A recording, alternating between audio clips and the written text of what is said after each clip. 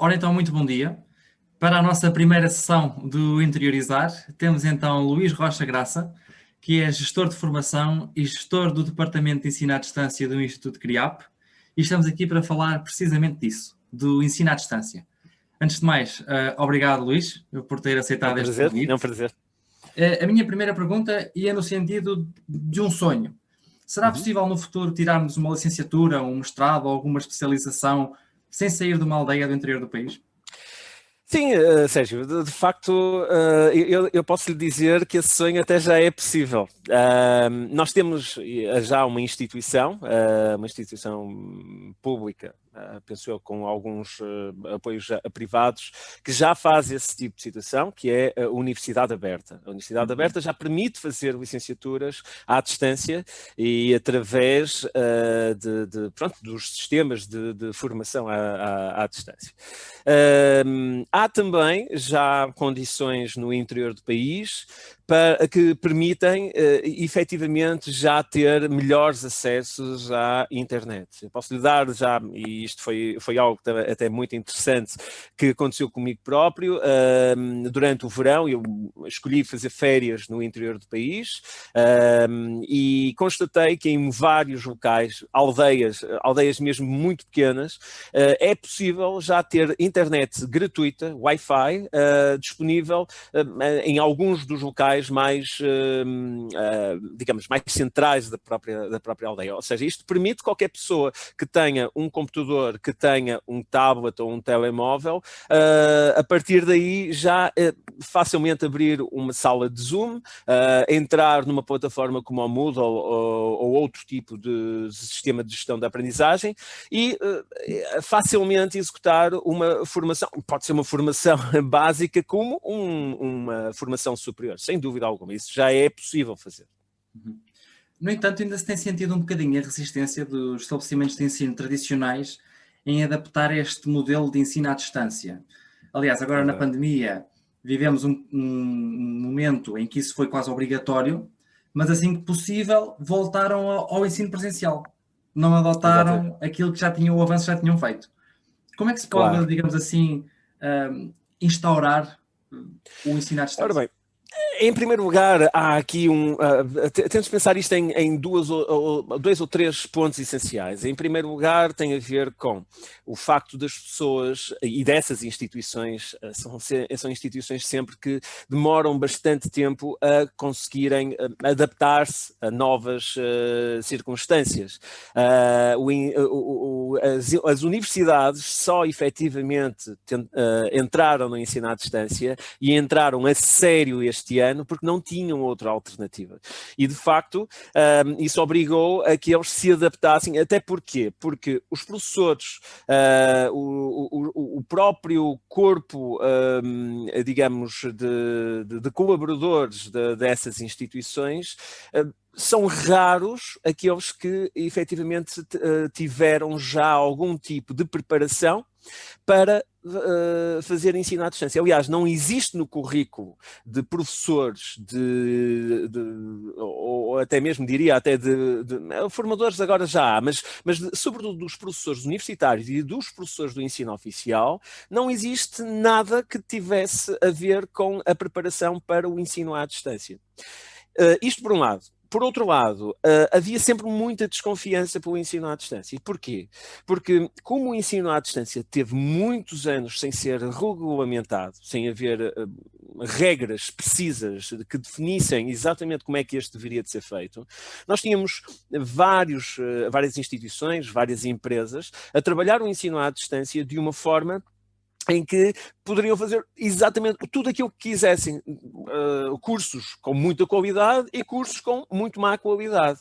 E pagavam-se todos da mesma maneira e todos tinham a mesma ideia, é ensino à distância. O que é que acontece? Muitas pessoas que faziam ensino à distância, a certa altura, percebiam que estavam a comprar um curso que era uma fraude autêntica.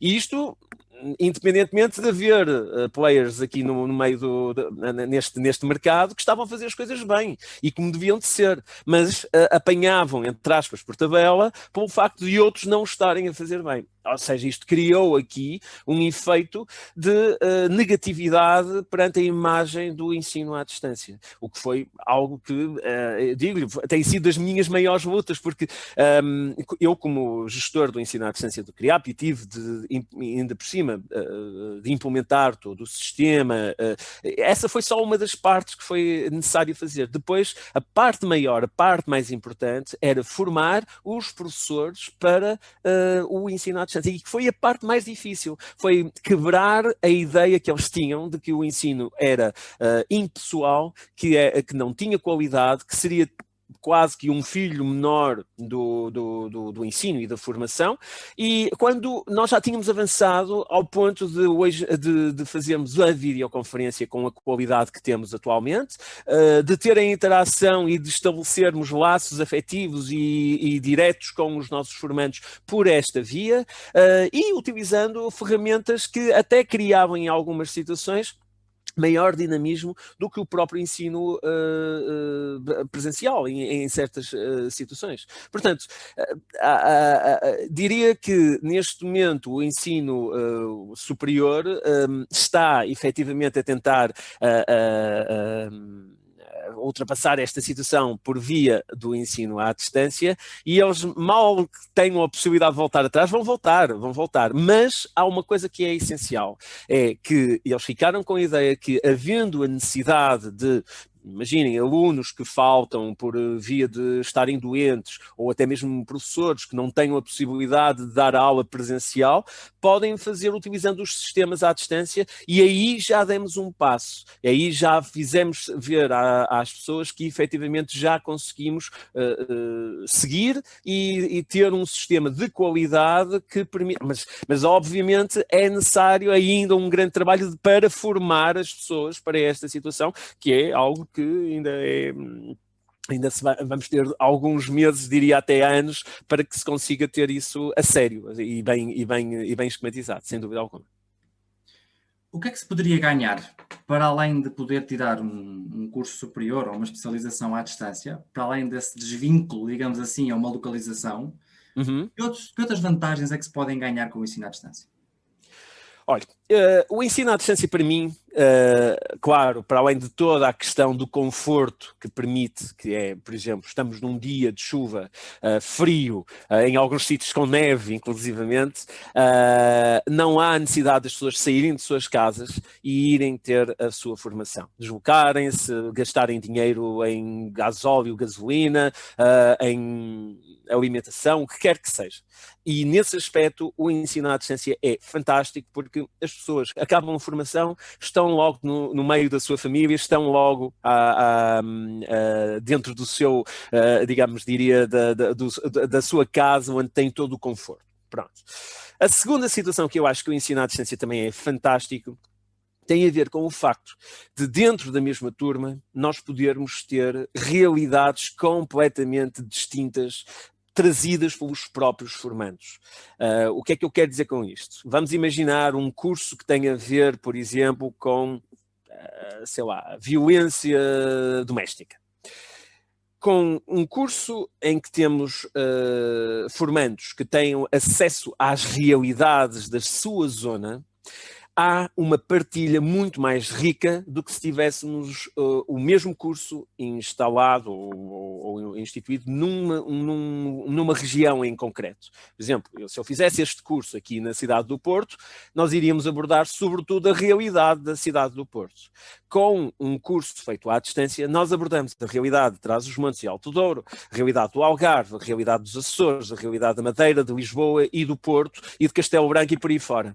Tudo dentro da mesma turma. E isto é um ganho que é apenas possível com o ensino à distância, porque de outra maneira tornaria toda essa partilha muito mais difícil, trazer as pessoas presencialmente para um sítio central no meio do Portugal, onde todas tivessem mais ou menos a mesma situação. Portanto, essa é outra das vantagens.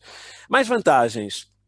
tem a vantagem da utilização de ferramentas digitais que permitem dinamismos diferentes. Coisas como fazer trabalhos de grupo é possível. Coisas como, por exemplo, fazer sondagens é possível. Utilizando até mesmo dentro da própria plataforma e não só, mas utilizar plataformas como telemóveis para se conseguir fazer interação com os formandos. Imagine, estamos aqui na nossa turma e eu a certa altura quero fazer uma sondagem perante todo o grupo. É muito fácil, eu lanço essa sondagem aqui no sistema da reunião e automaticamente através do telemóvel os formandos vão dando as suas opiniões ou as suas opções, vão dando as opções e eu tenho no final um gráfico que me dá toda a tendência do grupo, por exemplo. Entre outras coisas, temos a capacidade de utilizar outro tipo, sei lá, as plataformas de streaming para interagir também com a turma, lançando vídeos, lançando músicas, lançando todo o tipo de situação é possível. E a última grande vantagem que eu acho que também temos de pensar nisso é, neste momento, no contexto em que nós estamos, a vantagem da segurança, que é a segurança em que todos os formandos estão, e professores e formadores, tendo em conta esta ideia do distanciamento social, que permite uma segurança acrescida. De outra maneira, teríamos as pessoas em situações de potencial risco e que desta forma não estão em risco de todo. Não há a possibilidade de passar o vírus, não este vírus, por via de computador. Muito bem, dito tudo isto, o que é que falta para a afirmação do ensino à distância? Muito sinceramente, eu acho que falta uma regulamentação mais concreta, de uma forma muito organizada, explicar como é que um curso deve ser organizado, obviamente sempre tendo em conta padrões de qualidade, padrões de interatividade entre formandos e formadores, mas também, e algo que também acho que é muito importante, padrões de como um curso tem de ser construído. Isto é algo que é essencial. Nós já tivemos em tempos um estudo que foi feito, penso eu, que em 2013, terá sido mais ou menos por essa altura, que foi um estudo encabeçado por alguns investigadores da Universidade do Minho, que se chama Panorama 360 Graus, e-learning, que foi um estudo que tentou perceber o que era o estado da arte, digamos assim, o estado da arte do ensino à distância em Portugal. Foi um estudo muito interessante, que foi não só sobre as instituições de ensino superior, mas também empresas de formação, etc., em que tentaram apurar que tipo de boas práticas é que existiam nessas instituições dentro do ensino à distância. E, digamos, o que aconteceu foi chegarem à conclusão que, efetivamente, o estado da arte era muito diverso. Tínhamos várias pessoas, vários players que estavam a fazer isso. E de várias maneiras, não é? O que é que aconteceu? Eles criaram um conjunto de boas práticas que são as boas práticas. Eu implementei, diria que 95% dessas boas práticas no Instituto CRIAP e posso garantir que essas boas práticas foram o que de melhor nós fizemos, porque efetivamente conseguimos trazer a qualidade, ou seja, os formandos que vêm fazer formação connosco fazem-no com a ideia que vão ter interatividade com o formador, vão ter capacidade de expor as suas dúvidas, vão ter a capacidade, mesmo até formandos que hipoteticamente possam ter algum tipo de, diria, de dificuldades mais a nível motor ou cognitivo. Nós temos cursos que estão criados de maneira a conseguir ultrapassar certos tipos de dificuldades pronto, por inerência de deficiências que a pessoa possa eventualmente ter. E isto é algo que tem de ser sempre pensado. Nós não podemos pensar nos cursos apenas como, ok, isto é para o comum dos portugueses, mas também temos depois todas as outras pessoas que têm os seus desafios, não é? E que os cursos também têm de ser montados e adaptados a essas realidades. E portanto, essa é uma das coisas que nós efetivamente também implementamos, que é uma das boas práticas, que é de tornar, por exemplo, os cursos adaptados a pessoas que tenham problemas de visão, tenham problemas de audição, tudo isso é possível nós temos aqui implementado. Vendo então que o ensino à distância pode de facto ajudar o interior a revitalizar-se, Sim, digamos, sim. qual é que é a mensagem para interiorizar? Ora bem, o que é que eu diria? Diria que se nós apostarmos nesta ideia da qualidade do ensino à distância, nós vamos ter a possibilidade de manter as pessoas no interior. O interior, uma das coisas que efetivamente eu atestei por via desta viagem que eu fiz durante este ano no interior do país, é que dos locais, nós temos um interior lindíssimo em Portugal, mas temos pessoas de grande capacidade, de grande qualidade também no interior. O problema é que no interior nós não temos muitas oportunidades de negócio, oportunidades ou por outra, nós temos as oportunidades, mas temos de lutar mais por elas. Com o ensino à distância, nós temos a possibilidade de chegar a essas pessoas, de as formar, de lhes dar ferramentas, de lhes dar competências que permitem elas, dentro da sua realidade, poderem desenvolver negócios, poderem desenvolver ideias, coisas fantásticas que permitem efetivamente elevar o interior a um nível que permite a autonomia, que permite o escoar de produtos, o escoar de competências, de ideias que estão lá, elas estão todas lá. E há uma coisa que efetivamente foi talvez uma das grandes lições que eu tive quando estive nesta altura do ano no interior do país. Eu estive na zona de Miranda. E tive uma situação fantástica que foi, encontrei no meio de nada, literalmente, uma senhora de seus 83, 84 anos, pastora, e eu, pronto, fui falar com ela, tivemos ali a ter uma pequena conversa sobre o que é que ia viver ali, o que é que ela conhecia de Portugal e tudo mais. De Portugal ela só conhecia a zona de Bragança, que ficava ali perto ela estava em Miranda do Douro, Bragança, e conhecia, e nunca tinha ido a Lisboa, nem nunca tinha ido ao Porto. E então ela teve-me a dizer que uma das coisas que ela falava mirandês ainda por cima, e uma das coisas que eu achava interessantíssimo foi que ela dizia, então qual é a diferença entre dizer bom dia em português de Portugal, e bom dia com o mirandês? Nós aqui não dizemos bom dia, nós dizemos bons dias, e dizemos isto porque falamos em comunidade e no grupo, ok? E uma das coisas que existe no interior é esse sentido de comunidade, que é um sentido que é muito aproveitado dentro do ensino à distância, o sentido da comunidade de aprendizagem. Todos contribuem para um fim comum, que é o objetivo da aprendizagem.